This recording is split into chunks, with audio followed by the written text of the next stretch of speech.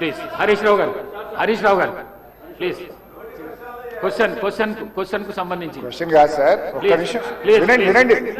మీరు sir, you are the custodian of this house. ఈ సభలో అందరి సభ్యులకు సమానమైన హక్కులు ఉంటాయి. మీరే మా హక్కుల్ని కాపాడాలి. వినండి 2 minutes. వినండి, నేనేం అన్పార్లమెంటరీ మాట్లాడతలేను. మినిస్టర్ గారు క్లారిఫికేషన్ ఇవ్వలేదు. Please listen to me sir, దయచేసి ఒక్క నిమిషం వినండి sir. You are the custodian of the house. సభలో ఉండే సభ్యులందరికీ సమానమైన హక్కులు ఉంటాయి. మీరే మా హక్కుల్ని కాపాడాలి. మీరు మా రెస్క్యూకు రావాలి. 2-3 విషయాలు సార్ ఇక్కడ. ఒకటి, బిఎస్సి మినిట్స్ మీరు హౌస్ లో పెట్టారు. నేను దీని మీద కూడా మాట్లాడాలనుకుంటున్నా. It was decided that the honourable speaker will decide the number of days for which the assembly session will be held keeping in view of the business to be transacted. మనం బిఎస్సిలో ఏం డిసైడ్ చేసినాం sir? 7 రోజులు శాసనసభ నడుపుతామని, ఆ తర్వాత మళ్ళీ BSc meeting పెట్టి డిసైడ్ చేస్తామన్నారు. ఇక్కడ ఎక్కడ కూడా బిఎస్సి మినిట్స్ లో 7 రోజులు సభ జరుపుతామని రాలేదు. బిఎస్సిని జరిగిన నిర్ణయం వేరు, మీరు ఇక్కడ పెట్టినటువంటి ఎజెండా వేరు. దీన్ని సరిదిద్దండి. దీని మీద ఎలియా మినిస్టర్ గారు క్లారిఫై చేయాలి. నంబర్ 2 సార్, మాకు బిజినెస్ మొన్న రాత్రి 3ంటికి వచ్చింది, ఉదయం 3ంటికి పంపారు. ఈ రోజు అసెంబ్లీలో ఏం బిజినెస్ ఉందనేది పొద్దున 2 గంటలకు వచ్చింది సార్. పొద్దున 2 గంటలకు వస్తే సభ్యులు ఎప్పుడు ప్రిపేర్ అవుతారు, ఎప్పుడు రాగలుగుతారు? Is it the way of functioning the assembly? దయచేసి ఎజెండాను 24 గంటల ముందు పంపడం ఒక పద్ధతి, సాంప్రదాయం. దాన్ని నేర్చుకోండి. నంబర్ 2. నంబర్ 3 అధ్యక్ష, ఇప్పుడు ప్రధాన ప్రతిపక్షం ఒక క్వశ్చన్ మీద ముఖ్యమంత్రి గారు లేచి మాట్లాడారు, సభానాయకుడు ఓకే. దాని మీద మీరు ఇంకొక విపక్షానికి ఇచ్చి మాకు మైక్ ఇవ్వకపోవడము, మేము అడిగిన ప్రశ్నలకు ఒక్కదానికి క్లారిఫికేషన్ లేదు. ఇది పూర్తిగా ప్రధాన ప్రతిపక్షం గొంతు నొక్కడం కాదు సార్. మాకెందుకు ప్రొటెస్ట్ చేయడానికి మైక్ ఇయ్యరు? క్వశ్చన్ అవర్ లో ప్రొటెస్ట్ అనేటువంటిది ఆ పార్టీ యొక్క హక్కు సార్. సో అందువల్ల కైండ్లీ లీజన్ ఒక 2 నిమిషాలే ఇవ్వండి. Protest is our right, members right, rule book లో స్పష్టంగా ఉంది. మీరు మా దిక్కే చూడరు, మాకు మైక్ ఇవ్వడం అనేది కరెక్ట్ కాదు. ముఖ్యమంత్రి గారు మాట్లాడుతూ ఏం మాట్లాడింది సార్? ఇప్పుడు ఆయన మాటలు అసలు మూసి కంపు కంటే ముఖ్యమంత్రి గారి మాటల కంపు ఎక్కువ ఉన్నది సార్. అది వినడం చాలా కష్టం.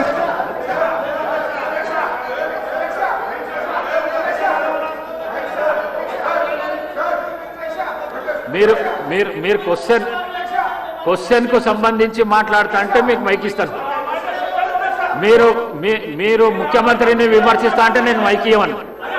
ముఖ్యమంత్రిని విమర్శిస్తా అంటే మైక్ ఇవ్వను.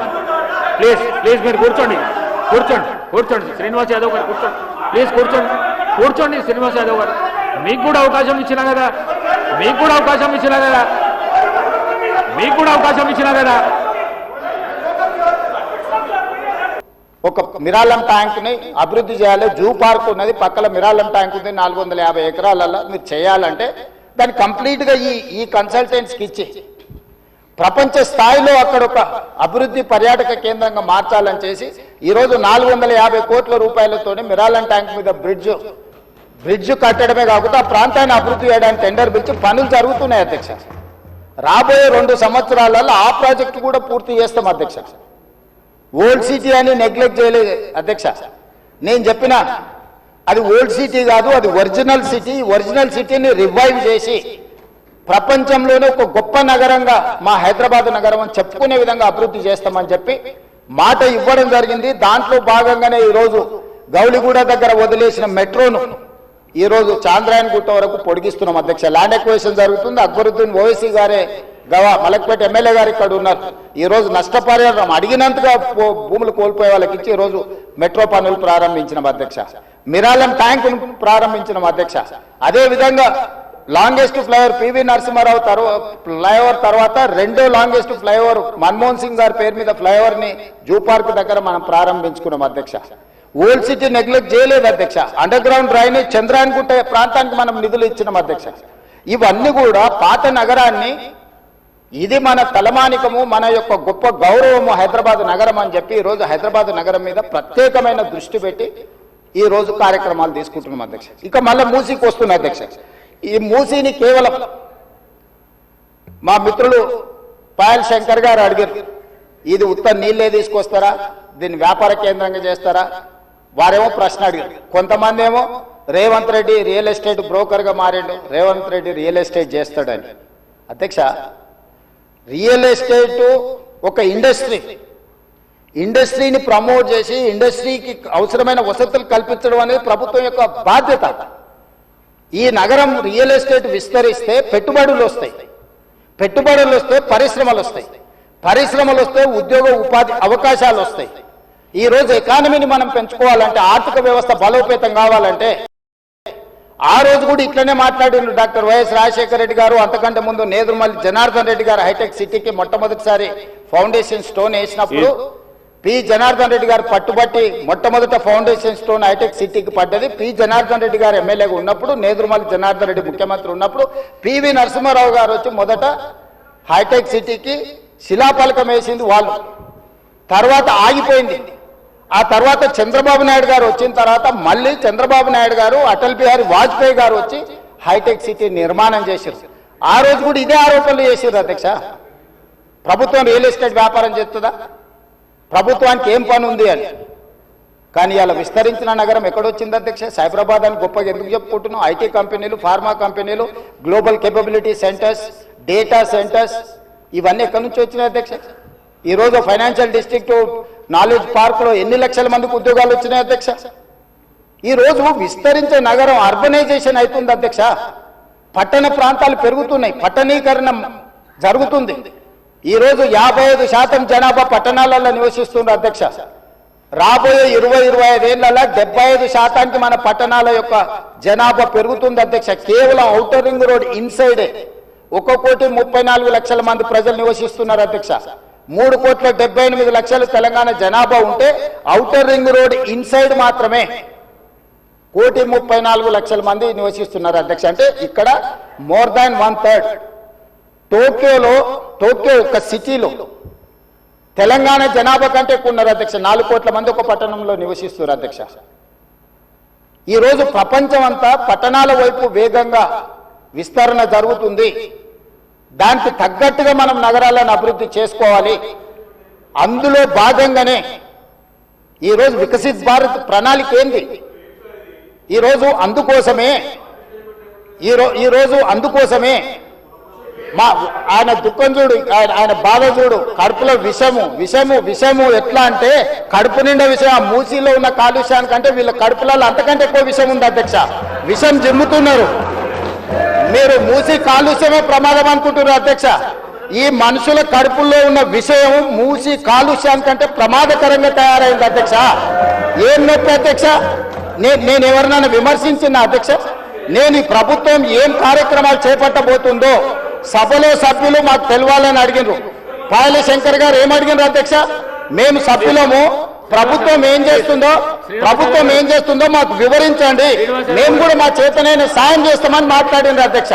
నేను వివరాలు చెప్పే ప్రయత్నం చేస్తే విషయం ఎందుకు కక్కుతున్నారు అధ్యక్ష? ఈ రోజు క్వశ్చన్ అవర్లో సప్లిమెంటరీ క్వశ్చన్స్ 2 ఉంటాయి. 10 క్వశ్చన్స్ ఉండవు, 10 మందికి ఇయ్యరు. స్పీకర్ గారు అలౌ చేశారు, స్పీకర్ గారు నాకు అనుమతించారు వివరించమని. స్పీకర్ గారి అధ్యక్ష వాళ్ళ ప్రాధాన్యత ఏందో మీకు అర్థమైంది కదా అధ్యక్ష? ఈ చర్చ జరగవద్దు, ఈ నిజాలు ప్రజలకు తెలియవద్దు. విషం కడుపు నిండా విషం. మీరు కళ్ళు చూడండి అధ్యక్ష, అసలు వాళ్ళ కళ్ళలో చూడండి. వాళ్ళ కళ్ళగిన ఓలే శక్తి ఉంటే ఆ విషపు కళ్ళతో చూస్తే మొత్తం కాలి బూడిదైపోయేటట్టు చూస్తున్నారు అధ్యక్ష. కప్పిపుచ్చుకోవడానికి అద్దాలు పెట్టుకుంటున్నారు అధ్యక్ష. అద్దాలు పెట్టుకున్నా మీ విషపు చూపులు ప్రజలకు అర్థమవుతాయి. అందుకోసమని నా మాట ఒక్కటే అధ్యక్ష. ఈరోజు తెలంగాణకు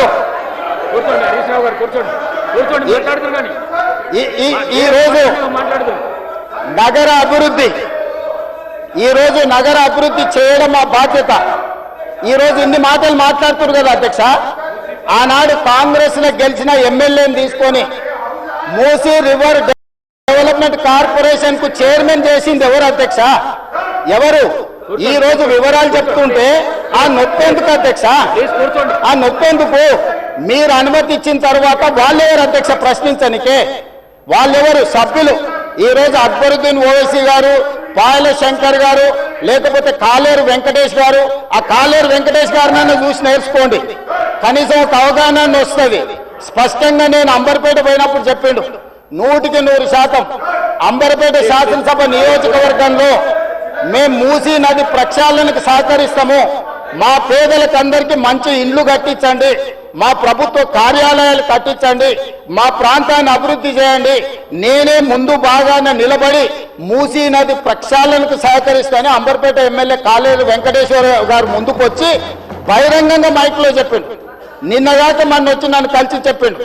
ఆ పక్కనే ఉప్పల్ ఎమ్మెల్యే లక్ష్మారెడ్డి గారు వచ్చి కలిసి, సార్ మా ప్రాంతాన్ని అభివృద్ధి చేయండి, మూసీ నదిని ప్రక్షాళన చేయడం ద్వారా మా ప్రాంతానికి ఉపయోగపడుతుంది, మీరు చాలా మంచి పని చేస్తారు, మీరు వేగంగా ముందుకు వెళ్ళండి, మా వైపు నుంచి మీకు ఏం సహకారం కావాలని చెప్పి ఆ శాసనసభ్యులు వచ్చి కలిసిరు అధ్యక్ష.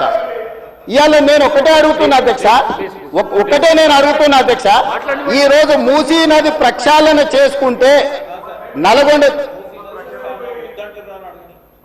ఈ రోజు మూసీ నది ప్రక్షాళన మేము చేస్తున్నామంటే మీరు చెయ్యాలంటున్నా వద్దంటున్నా? ఒక్క మాటలో చెప్పండి. మీరు చెయ్యాలనుకుంటే ఏం చెయ్యాలో సూచన ఇవ్వండి, వద్దంటే మీ కడుపు మంట ఏందో చెప్పండి, తెలంగాణ ప్రజలు నిర్ణయించుకుంటారు. అందుకే ఈరోజు మూసీ నది పరివాహక ప్రాంతాన్ని నైట్ ఎకానమీగా మారుస్తా అని చెప్పిన అధ్యక్ష. పట్టణం అంతా రాత్రి 9 గంటలకు నిద్రపోతే రాత్రి 9 గంటల నుంచి ఉదయం 6 గంటల వరకు మూసీ నది పరివాహక ప్రాంతంలో నైట్ ఎకానమీని రివైవ్ చేసి అక్కడ హోటల్స్, ఆఫీసులు, అదే విధంగా ఫుడ్ కోర్ట్స్, కల్చరల్ యాక్టివిటీస్ వీటన్నిటిని కూడా ప్రపంచ స్థాయి నగరంగా మార్చడానికి నైట్ ఎకానమీని ఓపెన్ చేయబోతున్నామని చెప్పినాం అధ్యక్ష. ఆ ప్రాంతంలో ఉన్న ప్రతి వాళ్లకు, నష్టపోయే వాళ్లకు అత్యధికంగా నష్టపరిహారం ఇచ్చి బ్రహ్మాండమైన కాలనీలు కట్టించిస్తాం అధ్యక్ష. ఈ రోజు వాళ్ళు ఏ పరిస్థితి లేనోళ్ళు, ఏ దిక్కు లేనోళ్ళు, సర్వం కష్టాలలో మునిగేటోడే మూసీ పక్కన పోయి ఇల్లు కట్టుకుంటాడు అధ్యక్ష. మూసీలో ఉండే దోమలు కానీ, కంపు కానీ, అక్కడ ఉన్న వాతావరణం కానీ, శవాలు కొట్టుకొస్తుంటే ఎవరైనా అక్కడ ఉండాలనుకుంటారు అధ్యక్ష? ఏ పేదోడైనా మీరు చెప్పండి అధ్యక్ష. ఒకప్పుడు నందనవనం కట్టింది కదా అధ్యక్ష, మూసీ నదిలో ఉన్న వాళ్ళని తీసుకెళ్లి. ఈ రోజు ఆ ప్రాంతంలో నందనవనం మనం పోయినప్పుడు ఎంతమంది జిల్లాల నుంచి వచ్చిన వాళ్ళు ఉన్నారు అధ్యక్ష? ఎల్బీ నగర్ ఎమ్మెల్యే గారికి తెలుసు, నందనవనం ఆ కాన్స్టిట్యున్సీనే వస్తుంది. ఈ రోజు మూసీ నది పరివాహక ప్రాంతంలో ఉన్న పేదలకు మంచి వసతులు కల్పించి, వాళ్ళ పిల్లలు చదువుకోవడానికి మంచి పాఠశాలలు ఇచ్చి, వాళ్ళకు ఉద్యోగ ఉపాధి అవకాశాలు కల్పిస్తామని మేమంటే లేదు, అది అట్లనే ఉండాలి, తరలించడానికి వీల్లేదు, కట్టడానికి వీల్లేదు, మేము అడ్డం పండుకుంటాం, మేము నిలువు పండుకుంటామన్నారు. మరి మన వర్షాలు వచ్చినప్పుడు పోయి పండుకునేది ఉండే అధ్యక్ష, పోలేదు. ఏమి లేనప్పుడు పోయి ఆ పక్కన ఉన్న కాలనీలలో పండుకొని వచ్చారు అధ్యక్ష. ఇప్పుడు ఉండమని ఉంది అధ్యక్ష నెల రోజులు. ఇప్పుడు వద్దంటున్న వాళ్ళు ఉన్నారు కదా, నెల రోజులు మూసీ నది పక్కన ఉండమని చెప్పుండ్రు అధ్యక్ష. అంబర్పేట శ్మశాన వాటిక ఉంది కదా అధ్యక్ష, ఆ శ్మశాన వాటిక దగ్గర ఉన్న శవాలు, కులిపోయిన శవాలు, కాలిపోయిన సగం కాలిన శవాలు ఉన్నాయి కదా అధ్యక్ష, వీళ్ళందరూ అక్కడ ఉండమని ఉండి, చూడమని ఉండి. ఏ దుర్భరమైన పరిస్థితి ఉందో అర్థమవుతుంది, ఏ దుర్భరమైన పరిస్థితుల్లో ప్రజలు ఉన్నారో అర్థమవుతుంది. అందుకే ఈరోజు ప్రపంచ స్థాయి సంస్థలను కన్సల్టెంట్ గా పెట్టుకున్నాము. ఫస్ట్ ఫేజ్ ఒక కొలిక్కి వచ్చింది, మిగతాది కూడా విడతల వారిగా ప్రాజెక్టు రిపోర్టు జరుగుతుంది. నేను హైదరాబాద్ నగరంలో 5 ఏళ్లలో 1,50,000 కోట్లు ఖర్చు పెడతాం, మూసీ నది ప్రక్షాళన చేస్తామంటే 1,50,000 కోట్లు కాంట్రాక్ట్ ఇచ్చేసారు, రేవంత్ రెడ్డి 25,000 కోట్లు తినేసిండని మాట్లాడుతున్నారు అధ్యక్ష. ఎంతసేపు వాళ్ళు ఎట్లనో మిగతాలు కూడా అట్లనే అనుకుంటారు అధ్యక్ష. కాంట్రాక్ట్లు ఇచ్చుడు, కమిషన్లు కొట్టుడు, లిఫ్టులు పంపులు పెట్టుడు, ఇండ్లలో కనకవర్షం కురిపించుకున్నాడు, పోయి జన్వాడల్లో లేకపోతే మొయినాబాద్లో ఫామ్ హౌస్లు కట్టుకున్నాడు. ఇంతకు తప్ప మీరు చేసింది ఏంది? నా గురించి మాట్లాడే అర్హత మీకెక్కడిది? ఈ రోజుకు ఏది కూడా మేము కన్సల్టెంట్స్ డీటెయిల్ ప్రాజెక్టు రిపోర్ట్ ఇచ్చే వరకు అంచనాలు మేము చెప్పలేము. ఏంటంటే మేము 80,000 పుస్తకాలు చదవలేదు, మాకంత నాలెడ్జ్ లేదు, మేము అట్లా దొంగతనాలు చేయాలని పని కూడా పెట్టుకోలేదు అధ్యక్ష. అందుకే ఈరోజు మంచిరేవుల దగ్గర కాకతీయుల నాటి శివాలయం ఉన్నది అధ్యక్ష. 850 సంవత్సరాల పురాతనమైన శివాలయం మంచిరేవుల దగ్గర ఉంది అధ్యక్ష. గ్రేహాండ్స్ ల్యాండ్ ఉందా? ఈ రోజు అక్కడ శివాలయం కట్టదలుచుకున్నాం అధ్యక్ష. మన సంస్కృతిని కూడా పునరుద్ధరిస్తున్నాం. ముందుకు వచ్చిన తర్వాత మక్కా మసీదు ఉన్నది, ఒక అంతర్జాతీయ స్థాయి మసీదును అక్కడ కట్టదలుచుకున్నాం అధ్యక్ష. నదీ పరివాహక ప్రాంతంలో ముందుకు వస్తే సిక్ చావుని గౌలిగూడ దగ్గర ఒక అద్భుతమైన స్వర్ణ దేవాలయం లాంటి ఒక సిక్ మందిరాన్ని కట్టదలుచుకున్నాం అధ్యక్ష. ఆ విధంగా ముందుకెళ్తే ఉప్పల్ ప్రాంతంలో మెదక్ చర్చ్ లాంటి ఒక అద్భుతమైన చర్చిని కట్టదలుచుకున్నాం అధ్యక్ష. మూసీ నది పరివాహక ప్రాంతంలో ఒక పక్కన దేవుడు ఉంటాడు, ఇంకొక పక్కన అల్లా ఉంటాడు, ఇంకొక పక్కన గురుద్వారా ఉంటుంది, ఇంకొక పక్కన యేసు ప్రభు ఉంటాడు. ఈ 4 మతాలకు సంబంధించి మూసీ నది పరివాహక ప్రాంతంలో మత సమ్మేళనాన్ని చేసి ఒక మత సామరస్యాన్ని అభివృద్ధి చేయడానికి ఈరోజు కార్యక్రమాలు చేస్తున్నాం అధ్యక్ష. అదే విధంగా ఈరోజు ఇంటర్నేషనల్ స్టాండర్డ్స్ లో మనం అక్కడ ఉండే వ్యాపార కేంద్రాలను అభివృద్ధి చేయాలనుకుంటున్నాం అధ్యక్ష. ఈ రోజు నీళ్లు శాశ్వతంగా అందులో ప్రవహించే విధంగా నగరాల నుంచి వచ్చే మొత్తం కాలుష్యాన్ని మొత్తం నియంత్రించి సివరేజ్ ట్రీట్మెంట్ ప్లాంట్స్ పెట్టి ట్రీట్ చేసి ఆ వాటర్ ని కూడా వినియోగించుకోవడానికి ఈరోజు ప్రణాళికలు చేస్తున్నాం అధ్యక్ష.